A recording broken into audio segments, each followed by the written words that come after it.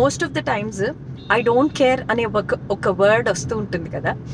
So today I'm like thinking, when would we say I don't care? 3 things అప్పుడు. First thing, when we know clearly what we are doing and we have a clear justification of what we are doing.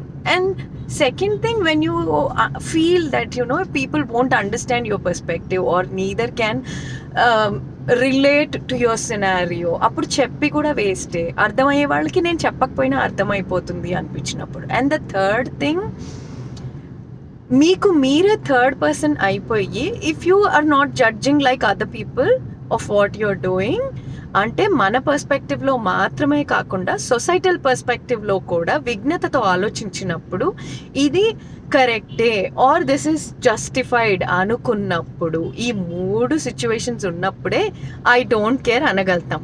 If not, you care.